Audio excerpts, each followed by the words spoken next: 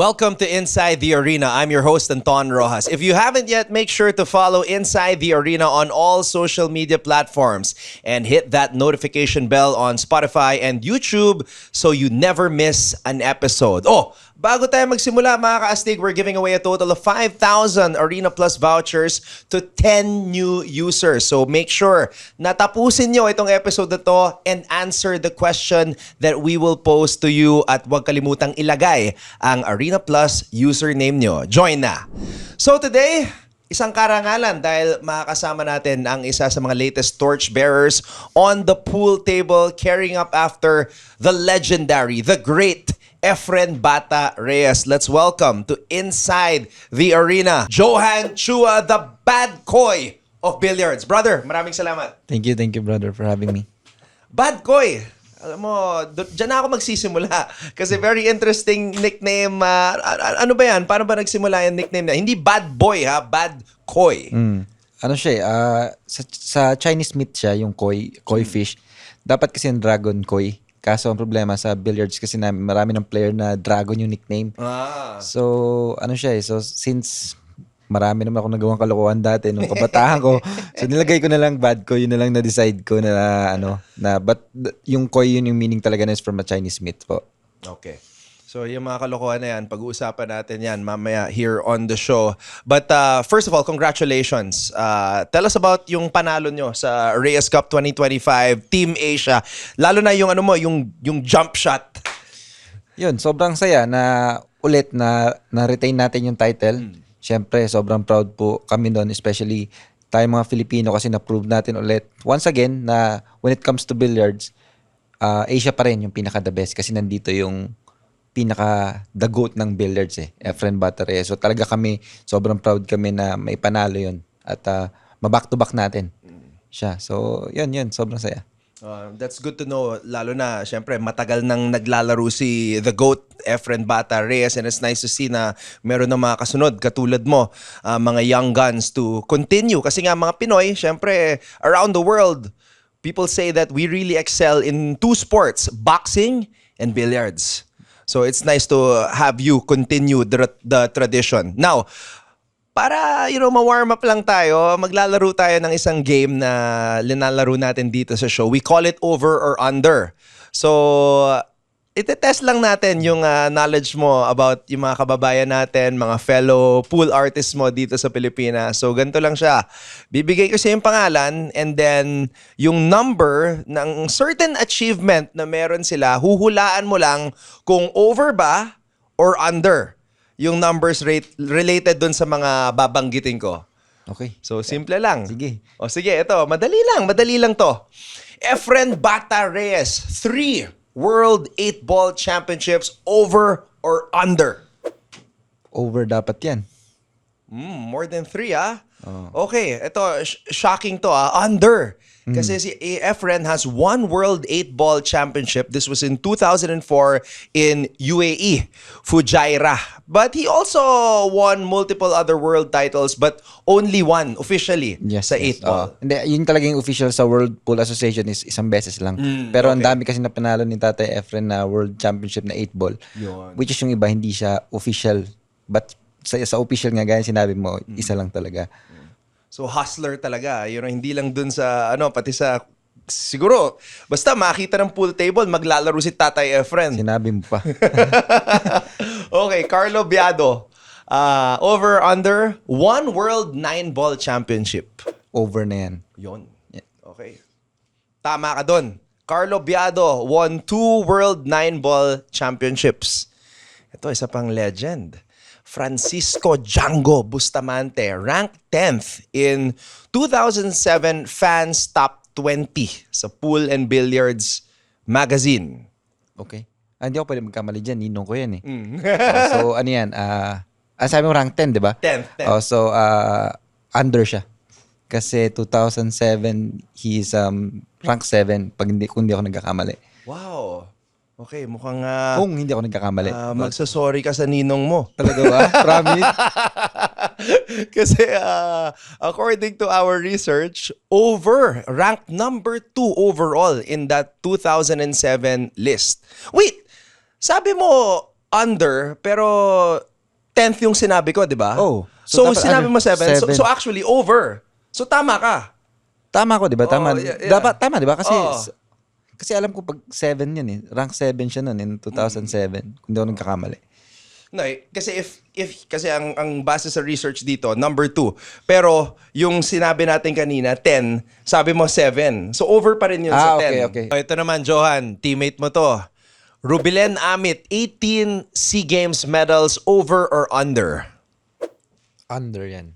Under. She's got 13 SEA Games medals as of 2023, including multiple golds. So, correct ka dyan. Next, AJ Manas. 3 MVP titles in pool. Under. Correct.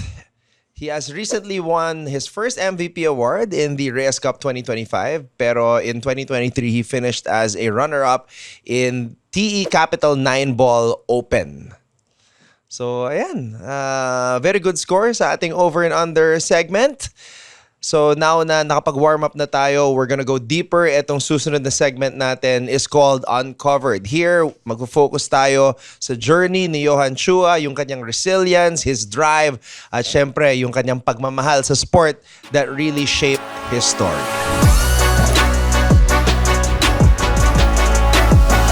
Everybody, welcome to our Uncovered segment here with Mr. Johan Chua. Now we will take a deep dive into how he became one of our best representatives in the world of pool. So, Johan, magsimula tayo kung saan ka ba pinanganak at paano ka nahilig sa billiards? Well, pinanganak ako sa Bacolod and then lumaki na ako sa Manila. Nung 4 years old ako, lumipat na kami ng Manila. Dati, boxing talaga yung sports ko. 7 years old ako, nagtitraining na ako ng boxing hanggang 9. So, almost 2 years na ako nagtitraining ng boxing. Wow. Yung dad ko, sobrang idol niya si Manny Pacquiao during that time. So, gusto niya ako maging ganon. And then eventually, nanonood kami ng TV lang. Nalipat lang namin siya sa channel na may naglalaro ng billiards. Okay. Which is noong time na naglalaro si Mika Immonen and Rapsokay ng World 9-Ball Championship. Finals yun. And then, nung nanalo si Mika, nung napat niya yung winning ball, yung 9-ball, parang, syempre, emotional siya, naiyak siya. Parang naano ako doon, nahook ako doon, parang yung emotion niya, naano ako. And then, yun nga, sabi ko sa dad ko, gusto ko maglaro ng game na yun. From there lang. Tapos, kinabukasan, dinala na ako ng papa ko sa bilyaran. Wow. Wala kaming family background ng billiard, kahit papa ko hindi marunong mag-billiard. And then ako, 9 years old ako nung time and wala talaga akong alam sa billiards. Doon lang ako una nakakita ng billiards. Natuwa lang ako, na-shoot yung mga bola, at saka naging emotional nga si Mika Immonen. From Finland yun siya. So siya yung pinaka talaga naging unang hero ko. And sadly, medyo nawala na siya just last few weeks ago lang. So yun yung ano talaga namin. Yun lang yung reason paano ako napuntaan ng billiard. Grabe, nagkataon lang, linipat mo yung channel, binuksan yung TV, tapos yun yung pinapalabas. And grabe, kasi ngayon, sa panahon ngayon bihira na nanonood yung mga tao ng TV kasi meron ng gadgets, pwede ka manood on the go. So yun talaga, I think para sa'yo talaga na nangyari yung moment na yun. What about Efren Bata Reyes? Kasi I think anybody na nagbibilyar, pag tinanong mo yan, Pilipino, Efren Bata Reyes talaga eh. Ikaw naman, when did you first learn about the legendary Efren Bata Reyes? May nakakatawang story nga doon. Gaya nga sabi ko kanina, wala kaming background ng billiards. Kahit yung dad ko, hindi kilala si Efren nung time na yun. Kaya nga, wow. So, nung napunta kami, wala talaga kaming alam. So, yun lang yung kilala ko, si Mika Immonen. Pero eventually, nung after, nalaman na namin kung sino si Tatay Efren, doon na namin na-realize na yun na yung ano. And then talagang hinanap talaga siya ng dad ko na makalaro ko, maka-exhibition ko. So una ko siya nakalaban nung 9 years old ako, napagbigyan niya ako ng 2 game, 2 racks na malaro siya. Wow, 9 years old. Oo, 9 years As in old your ako. first year of playing billiards, nakalaro mo After ilang mga months na inahunting namin siya kung saan yung, syempre naging ano na ng papa ko, saan na naging mga bilya-bilyara, pinupunta-punta na namin. So nung nakita namin siya, talagang kinausap talaga ng dad ko na kung pwede mapagbigyan ng laro kasi siya maliit ako, parang bata lang ako nun. Pinagbigyan naman niya ako, sobrang bait niya. And doon na. From there, sila na ni Django talaga yung naging hero ko talaga. Galing. Yung tatay mo, Johnny ang pangalan, ano? Yes, yes po. Johnny. So, hinanap ni tatay Johnny si Efren, tas in-approach niya lang. Ganun, talagang ano lang, talagang syempre nakaka-intimidate si Tatay Efren. Kahit ako ngayon, kahit coach namin siya sa national team, parang nai-intimidate pa rin ako every time na nakikita ko siya. Iba talaga yung aura niya eh. So, yung papa ko naman, talagang kinapala na lang yung mukha niya na lapitan. Kahit maraming tao. And yun naman, sobrang thankful kami na, yun nga, hindi, sayang walang mga video, wala pa mga social media during that time. Pero sa isip ko, tsaka talaga yung moment na yun, hindi ko yung malilimutan dahil sobrang saya ko nung time na yun. Kaya sa panahon ngayon, importante talaga yung shoot your shot lang, subok lang kasi 'di ba? Hindi mo alam baka pagbigyan ka ng isang legend. So why not? Ngayon, Johan, syempre you're playing professionally, marami ka nang nakakalaban, hindi lang mga kapwa Pinoy, mga ibang players from different countries.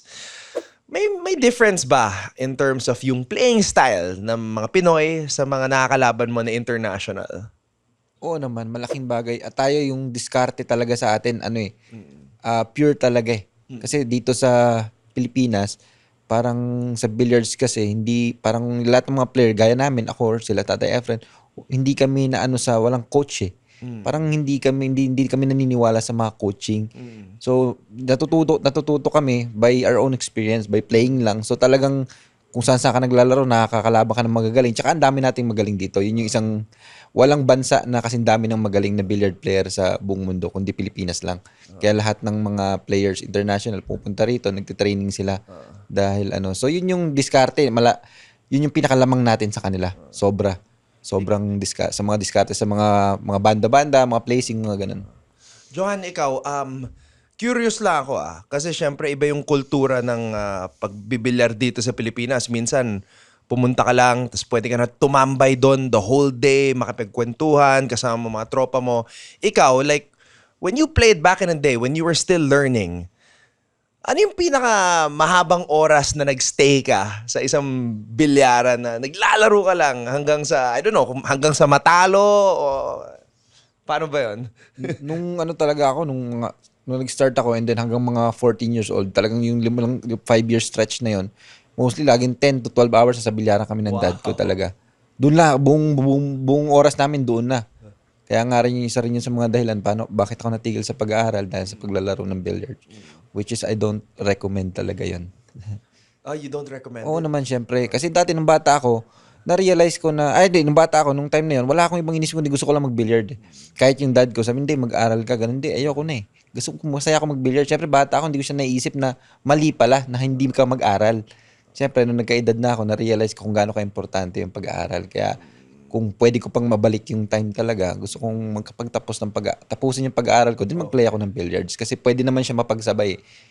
Like Rubilin Amit, ginagawa niya yun eh. And she's very successful naman po.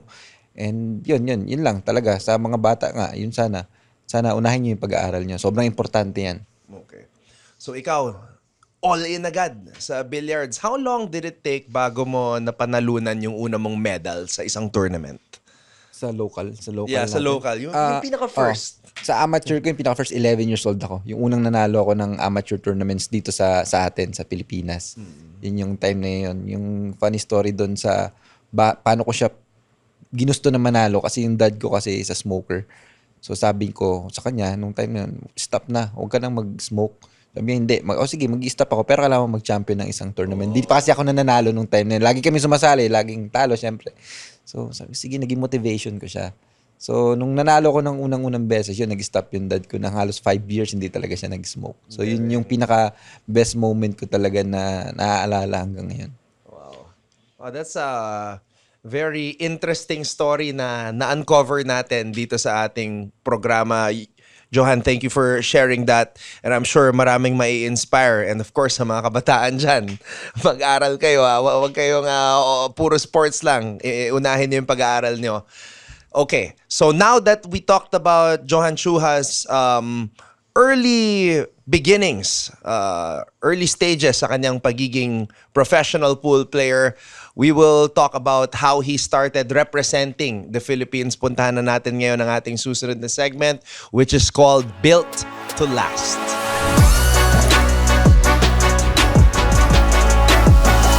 Alright, So, Johan Chua is with us here on Inside the Arena. Napag-usapan na natin yung dati, paano ka lumaki, how did you start as a pool player. Now, syempre, ang ultimate goal mo is maabot yung mga narating na mga katulad ni Efren Bata Reyes, Francisco Django Bustamante. Kumbaga, yung pangalan mo, tumatak na sa puso at isipan ng mga Filipino sports fans. Yung SEA Games naman, first ever SEA Games mo, ano yung mga memories mo doon? Nung una ako napasok sa national team, 2017. So, yun din yung unang naging SEA Games ko. Nung nalaman ko na may pa-try out yung BSCP sa amin for bagong player, nag-try out ako for 10 days. Nag-try out ako, nakipag-compete ako during that time, active pa. Hindi pa coach sila, Tatay Efren and Django nung time na yon. So, kasali pa sila sa parang kailangan mo pa silang labanan, nandun pa sila Carlo Biado, nandun pa lahat ng mga magagaling, sila Orculio, nandun pa siya. So nilabanan ko sila for 10 days, tapos kailangan, para siyang round robin eh. So kung ano yung magtatap 1, 2, 3, yun yung makakapasok. And yung time na yun, nag-rank number 1 ako. Yun yung naging way ko para makapasok sa Philippine team. And how old were you during this time? 2017, 25, 24, something ganun. Hindi ka kinabahan or anything?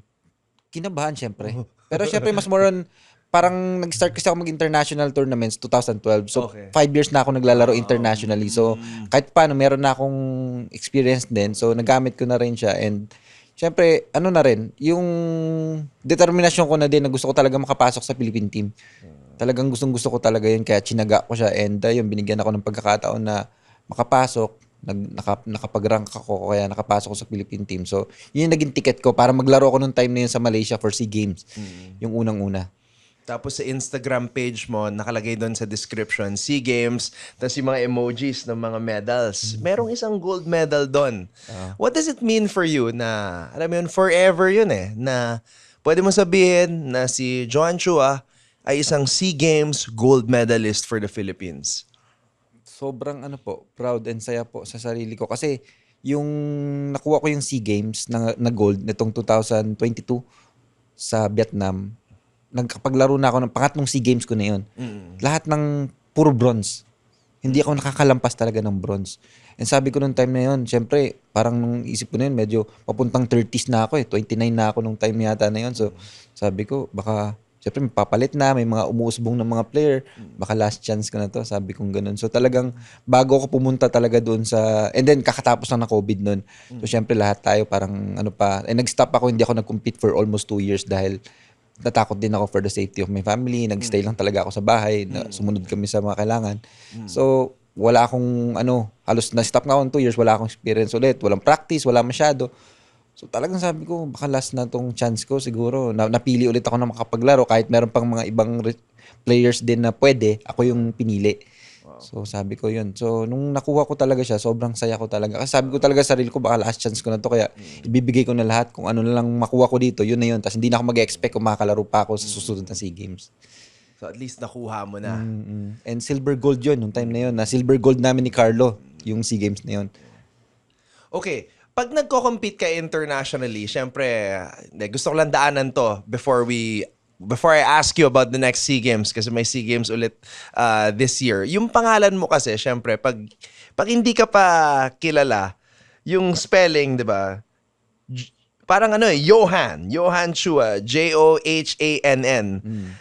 Na minsan ba sinasabi nilang Johan pag nasa international competition ka, maski na Johan talaga yung dapat? Well, totoo yun. Kahit saan. Kahit nga dito sa Pilipinas, mostly Johan ako pag tinatawag eh. Ganun na nagiging pronunciation ng pangalan ko. Pero ang tama talaga is Johan. Yan. Yan. So, correct natin. And the reason being, kasi yung tatay mo, Johnny. And my mom is Ana, yung pangalan. So, pinagsama nila, kaya naging Johan. Ayun. Okay. So, it's a unique way of saying that name. All right. Johan, SEA Games 2025, malapit na. Paano ba to? Maglalaro ka ba? At ano ba ang sitwasyon ngayon? Well, itong parating na SEA Games sa atin, sadly, sa billiards, wala tayong billiards. Hindi naglagay ang Thailand.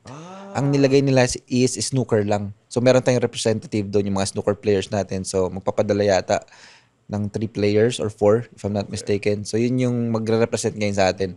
wala silang nilagay na billiards for women and men.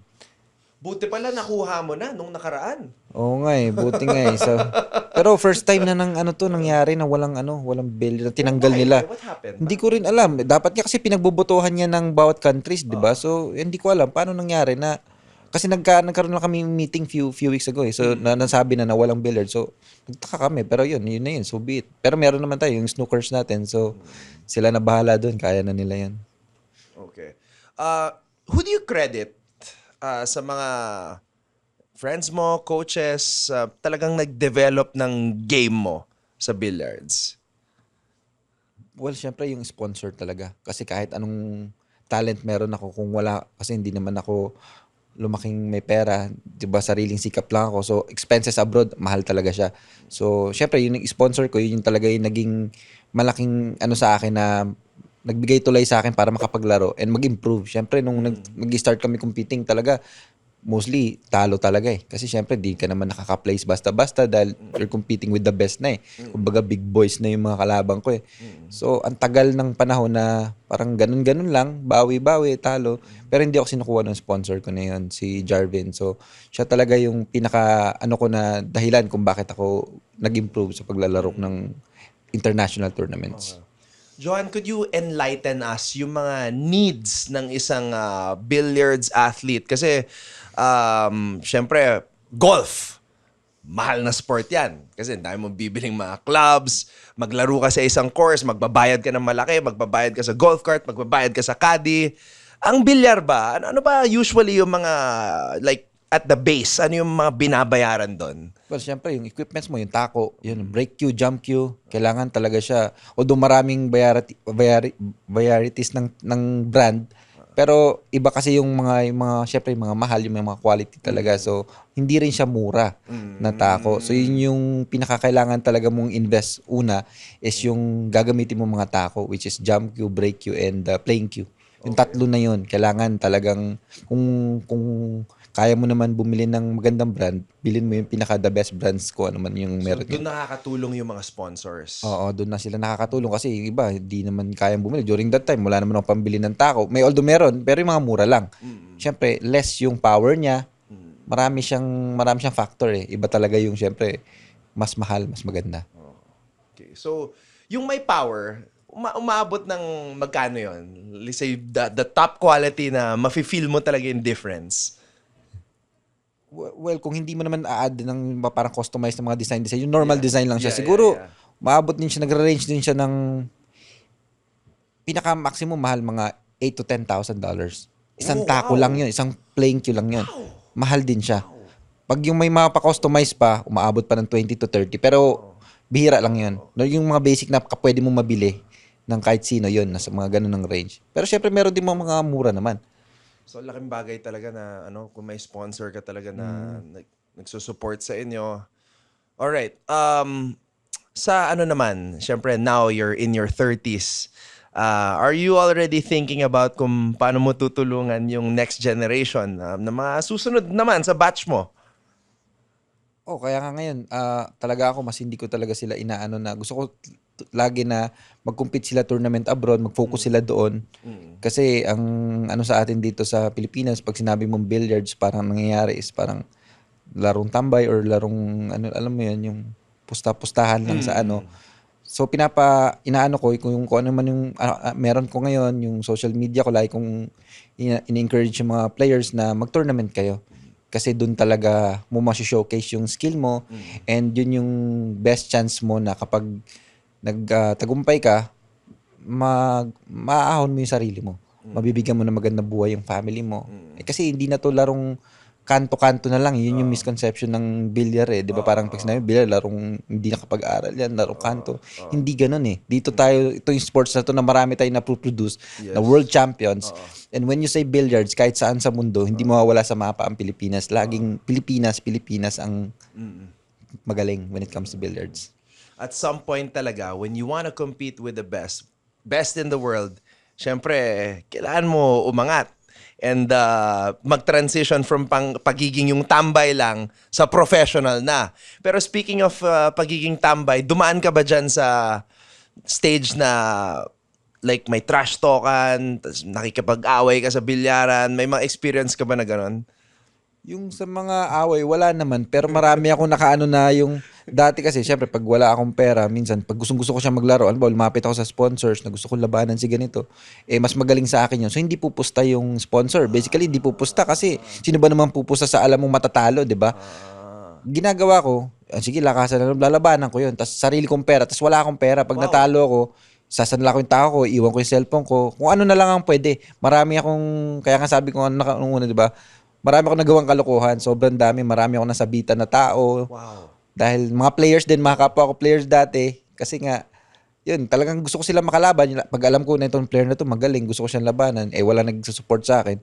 Since parang gusto kong patunayan sa sarili ko na kaya kita parang ganun. Pero syempre hindi ko pa kaya nung time na yun. So lagi akong talo, I end up losing. So lagi, pag walang pera, sige, hulug-hulugan ko na lang kung pwede. O bahala ka na, kung gusto mo kong bugbugin, bahala ka na rin. Pero buti naman, wala namang gumawa ng ganun sa akin. So, at marami akong hindi nabayaran, sa madaling sabi. So talagang sumugal ka sa sarili mo, sa madaling salita. Grabe, grabe. Solid. Eto, yung Reyes Cup, kakatapos lang. Kamusta naman yung doon, yung takbo ng tournament na yon? Maganda, masaya. Siyempre ulit, na-retain natin yung title again. And sobrang thankful. And sobrang saya ko ngayon dahil siyempre kahit paano, may nag-rise na naman na bagong player sa atin, which is AJ Manas, na talagang nag-MVP pa siya. 'Di ba? Parang kasi nung pumasok siya sa team, nung in-announce siya na magiging part siya ng Asia, ang daming negative comments sa kanya talaga. Ang dami, sobra. Parang bakit siya? May better player, ganun, bla bla bla. Pero yun, napatunayan niya. Talagang shut up ngayon ang buong mundo sa kanya. And kasi siyempre kami, kilala naman namin si AJ. And si Django yung pumili sa kanya, yung captain ng wildcard siya. So, hindi naman siya pipiliin ni Django kung alam ni Django na wala di ba? Kilala naman namin si AJ, talagang magaling. Pero syempre, yun nga, napatunayan niya na ngayon. So, kaya sobrang saya ko and kami ni Carlo na yun, nakuha niya. And sila pa yung nag-finish nung pinaka winning game. Silang dalawa ni Carlo, double sila. Pang shut up talaga sa mga haters. Kahit talaga. anong sport talaga, may mga haters.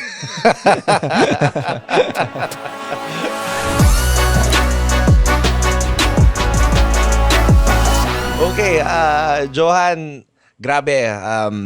Ang dami mo nang nagawa, dami mo nang na-achieve sa larangan ng billiards, and syempre excited kami lahat, lalo na mga fans mo, to see where you're going to go next. Kaya naman, we've gathered some questions from around social media about pool, at syempre, curious kaming malaman how a pool player like you, who's a pro, thinks from an amateur player.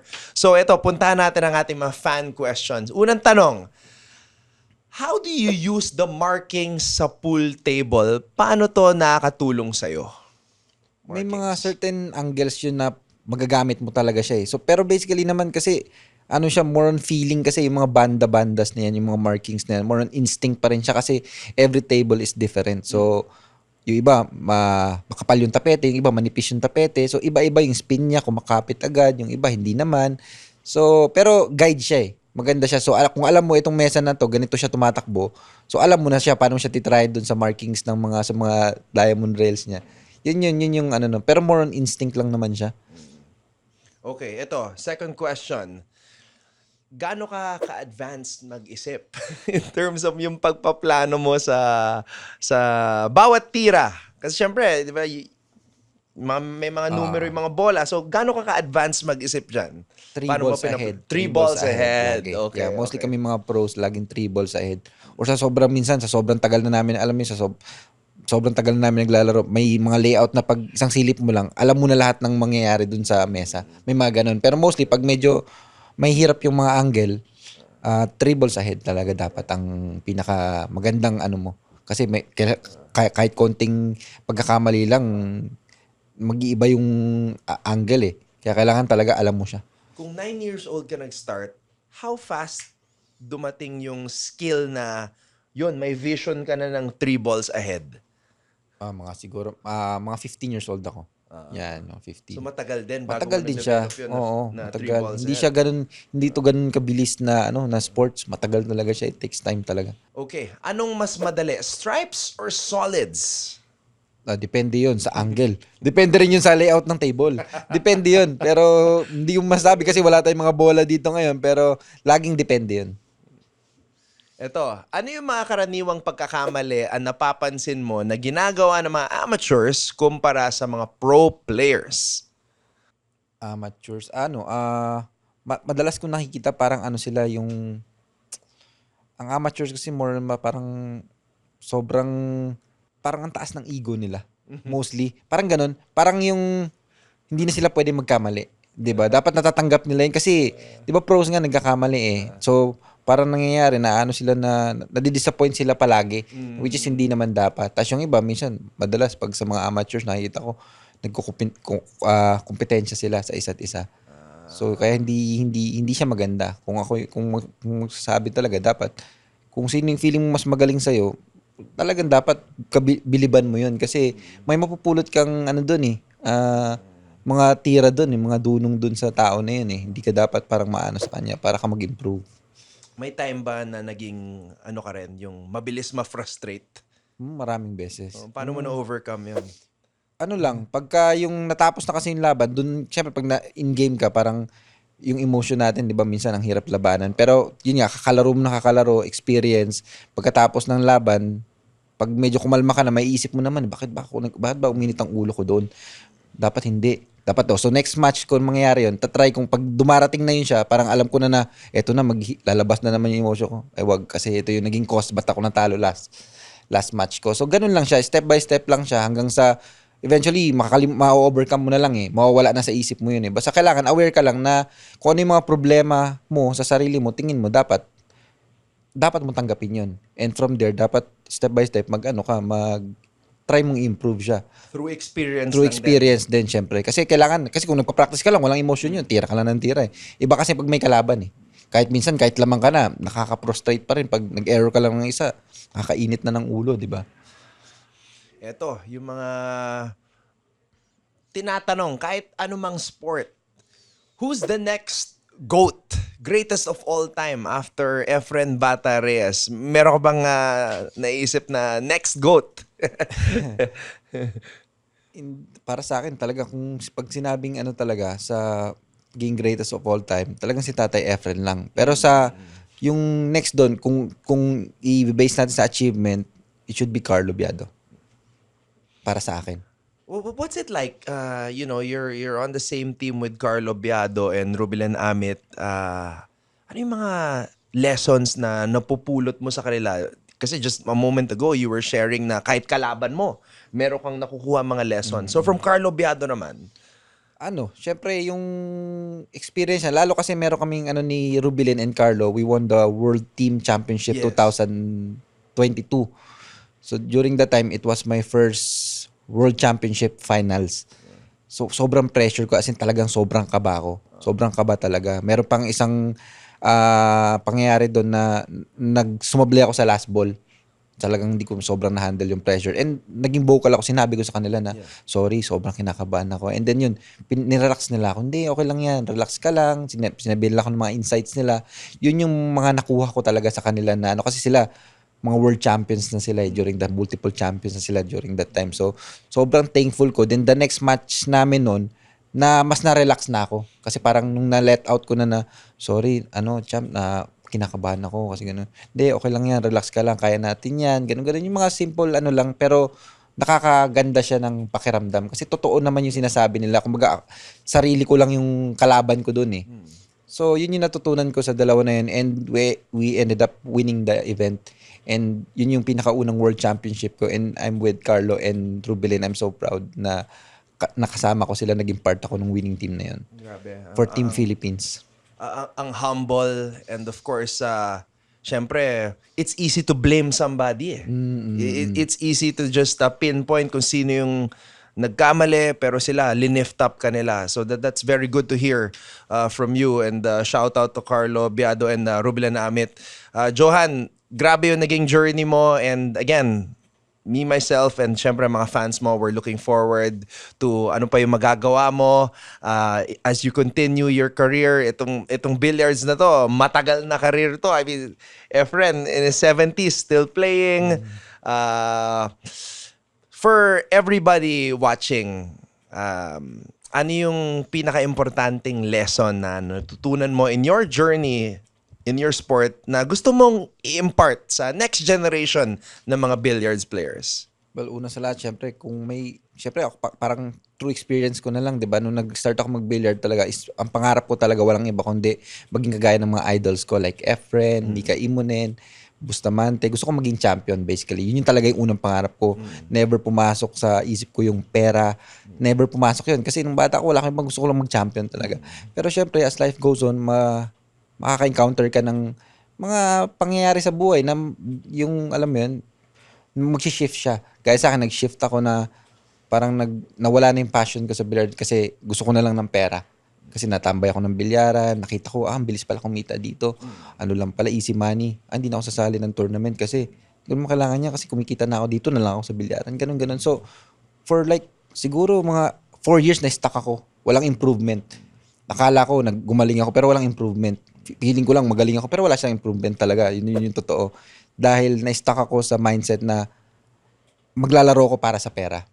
Pera na lang, masaya na lang ako sa pera, hindi na ako wala nang improvement na nangyari na dati nung bata ako, gusto ko lumaban sa mas magaling sa akin. Kahit mag-waste ako ng pera, kahit wala akong pera. Kasi nga gusto kong gumaling. Pero nung na ako sa puro pera ng pera, pag alam ko ng mas magaling sa akin, hindi ko nalalabanan. Kasi magtatapon ako ng pera, hahanapin ko ngayon mga lower opponents. Now, which is, syempre, mas wala kang magigain na experience doon pag alam mo na parang wala nang ano doon, parang at easy na lang kasi alam mo sa sarili mo, harang naman sa akin to. Wala naman siyang panalo. So, yun, hindi mo mamamalayan, after 4 years, parang walang nangyari sa game ko.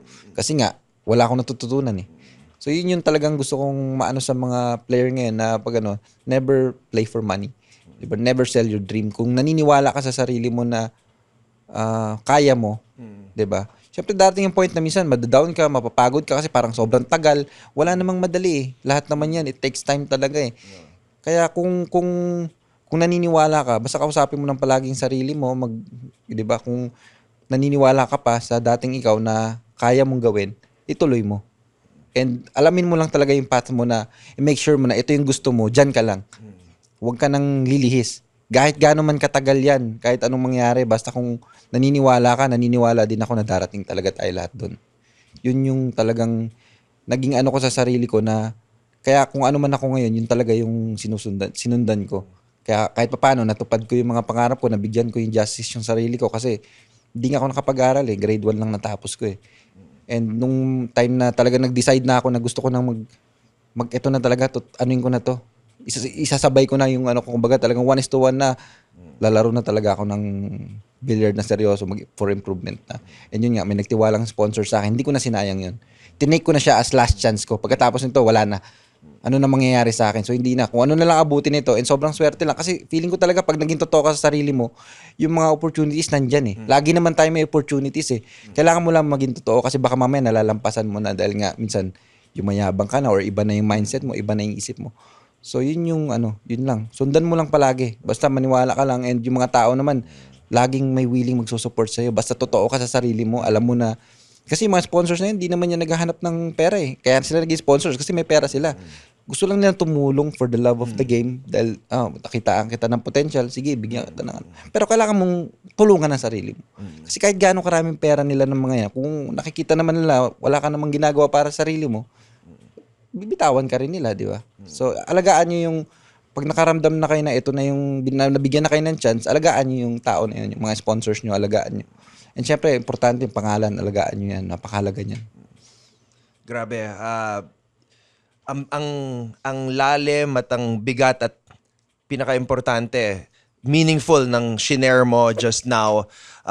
Thank you for being so vulnerable and humble enough to accept those things that you learn from and of course imparting it sa lahat ng mga nanonood at nakikinig ngayon. Johan Chua, pre, maraming salamat Thank sa you. oras. Thank you for Salamat. sharing your story, sharing some great advice. And of course, sa lahat ng mga nanonood ng show, don't forget to follow Inside the Arena with Anton Rojas on Facebook, Instagram, YouTube, and Spotify. Hit that notification bell so you never miss an episode. At syempre, mga kaastig, i-comment nyo na down below, sinong pick nyo as the new GOAT of Filipino billiards? Ayan, abangan namin ang mga comments nyo. And of course, see you again on the next episode. This has been Inside the Arena with Anton Rojas, powered by Arena Plus, rooted in trust, backed by legends, and always playing for the long game.